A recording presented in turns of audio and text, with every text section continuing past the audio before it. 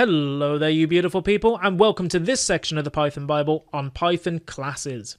Now, in this lecture, I'm going to give you an overview of what to expect from this section of the course, and by the end of the lecture, you should have a good idea of where we're going and what to expect next.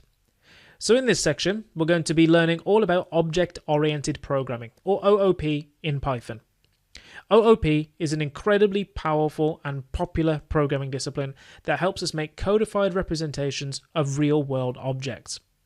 First, we're going to learn about what objects are, what classes are, and how the two relate to each other.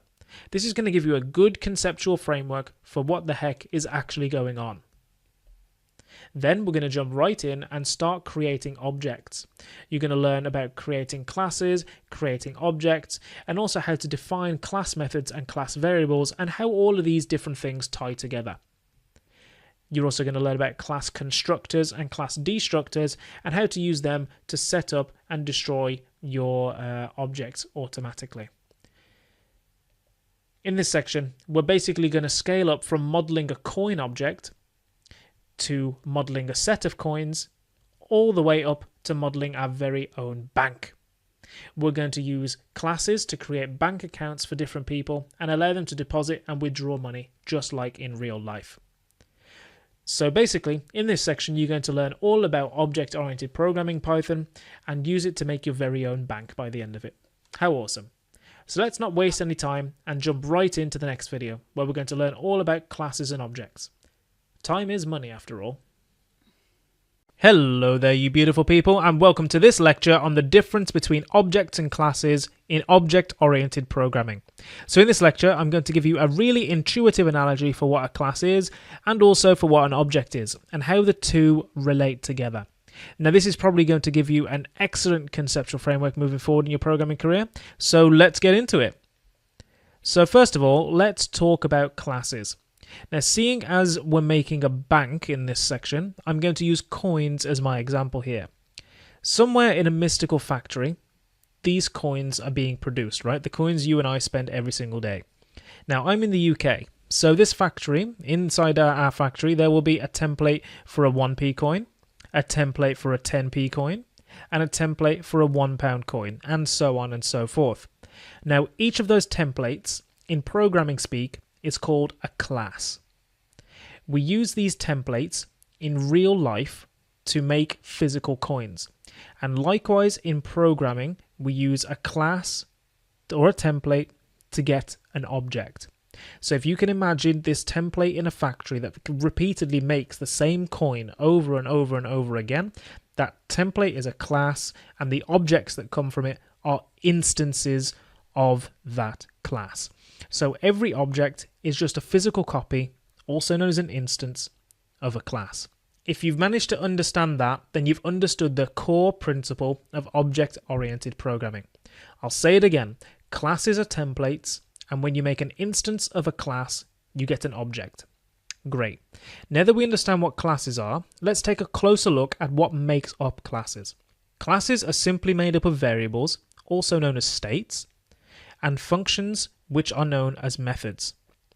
That's right, we've used the word methods before when talking about string methods, list methods, and things like that. And this is because each variable type in Python is its own unique class. There's a class for strings, a class for lists, and so on. Now, different variable types, as we know, behave differently. And what makes them behave differently, amongst other things, are these states and methods that make up the class. So for example, with a coin states might be its value, its color, the number of edges it's got, that might be 1 if it's a circle, its diameter, its thickness, and whether it's heads or not. And that will pretty much define a coin's states. Now, we use class variables to define these states. Class variables are just like normal variables, but we put them inside of a class. Now, a coin can also have several behaviors. For example, you can flip it. For flipping, we would create a function, or more correctly a method, called flip. This method will then change the coin state to be heads or tails randomly. So in this way, by using variables and methods, we can represent the states and behaviors of a real-life coin in a class. Cool, right? Now, I know this is rather theoretical, but I really want you to understand it because it's very important if you're going to do anything with object-oriented programming. So let's just have a quick recap of these concepts just to make sure they've sunk in, okay? First of all, classes are just templates. We instantiate a class to make an object. Another way of saying that is an object is an instance of a class. Another way of saying that is each 50p coin is the result of using a 50p coin class. Okay, that should be pretty clear by now. Now, if you understand that concept, you've gotten the core idea for object-oriented programming. Now, objects in the real world are made up of two things. They have states and they have behaviors or actions they can do.